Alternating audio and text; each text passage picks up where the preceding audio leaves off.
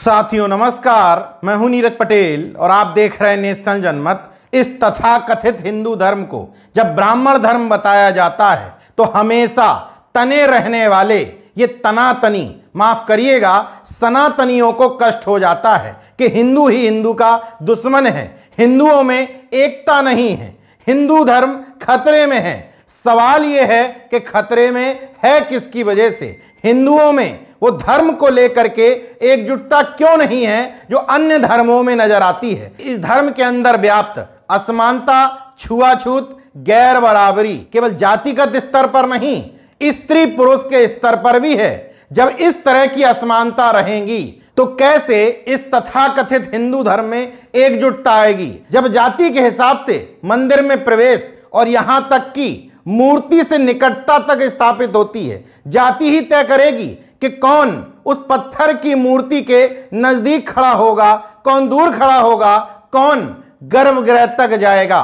ऐसा ही एक मामला मध्य प्रदेश के पन्ना जिले से आ रहा है, जहां की महारानी जीतेश्वरी देवी, दरअसल महाराज राघवेंद्र सिंह जूदेव का निधन हो गया है, तो उनकी पत्नी ने सोचा अब महाराज नहीं है तो उनका स्थान लेते हुए परंपरा के अनुसार मंदिर पहुंच करके वो भी आरती कर सकती हैं, गर्भगृह में जा सकती हैं, क्योंकि पन्ना के जुगल किशोर मंदिर की परंपरा है कि पन्ना के महाराज ही वहां सबसे पहले आरती करते थे। यही परंपरा निभाने जन्माष्टमी के दिन जीतेश्वरी देवी पहुंच गईं, मगर वो विधवा थीं तो उनका सामान्य अपमान नहीं बल्कि बुरी तरीके से घसीटते हुए पुलिस बुला करके टांग करके उनको मंदिर के बाहर फेंकवा दिया गया।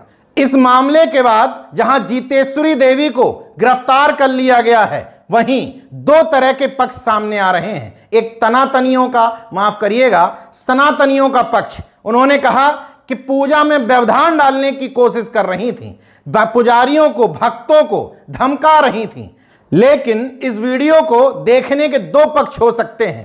पहला पक्ष जो पुलिस और पुजारी कह रहे हैं, लगता है कि हां शायद कुछ अभद्रता तो कर रही थी, लेकिन दूसरा पक्ष वो जो छुपाने की कोशिश की जा रही है कि चूंकि महारानी अब विधवा हो चुकी थी तो उनका गर्भगृह में प्रवेश करना या परंपरा के अनुसार आरती करना इस तथाकथित हिंदू धर्म का अपमान है। छुपाने की कोशिश तो बहुत की गई, मगर अमर उजाला में पन्ना के एसपी साईं कृष्ण एस थोटा ने जो बयान दिया है, उसने तनातनियों की, माफ करिएगा, सनातनियों की पोल खोल करके रख दी है। उनके अनुसार परंपरा के तौर पर राज परिवार के पुरुष चौबर डुलाने आते हैं। राज परिवार में पुरुष के रूप में उनके बेटे को चौबर डुलाने आना था।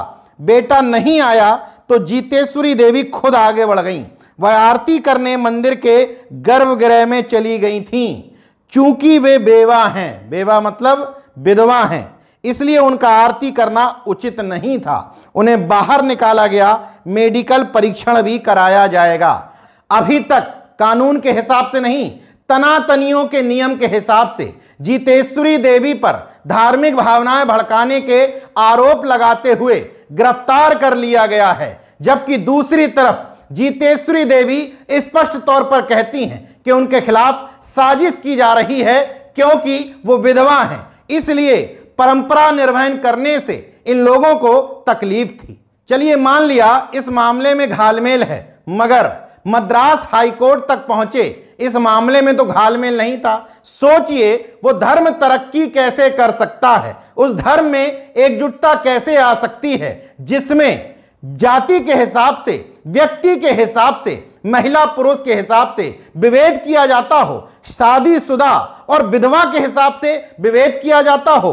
वो तो शुक्र मनाइए कि मामला मद्रास हाईकोर्ट के जस्टिस आनंद वेंकटेश के पास पहुंचा। उन्होंने तल्ख टिप्पणी करते हुए कहा किसी महिला की पहचान शादी से नहीं हो सकती, मतलब वो शादीशुदा है या विधवा है, ये किसी महिला के पहचान का आधार नहीं हो सकता। दरअसल इन तथाकथित तनातनियों की मान्यता में ही महिलाओं का अपमान निहित है। तुलसीदास चौबे द्वारा लिखित रामचरितमानस की विभिन्न चौपाइयों पर जब सवाल उठाओ तो कहते हैं धर्म पर हमला हो रहा है। दरअसल धर्म पर हमला नहीं, धर्म के नाम पर चल रही दुकानदारी पर हमला होता प्रतीत होता है। धार्मिक असमानताओं को ठीक न करने का कारण यह नहीं है कि उनको पता नहीं है कि इसी वजह से यह तथाकथित एकजुटता नहीं आ रही।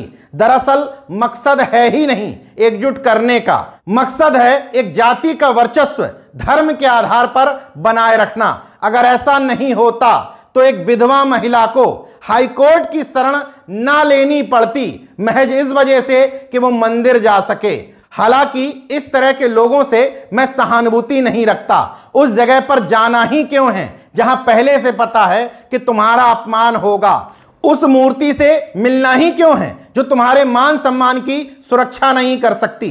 हैरत की बात देखिए, अंधभक्त कहते हैं कि ईश्वर की मर्जी के बिना पत्ता तक नहीं हिल सकता, मगर उस ईश्वर की मूर्ति तक पहुंचने के लिए भी संविधान प्रदत्त व्यवस्था यानी कि कानून कोर्ट की शरण में जाना पड़ रहा है। धर्मांधता का आलम देखिए, जो खुद को राम भरोसे बताते हैं वही राम अपनी जमीन पाने के लिए संविधान और सुप्रीम कोर्ट के भरोसे थे।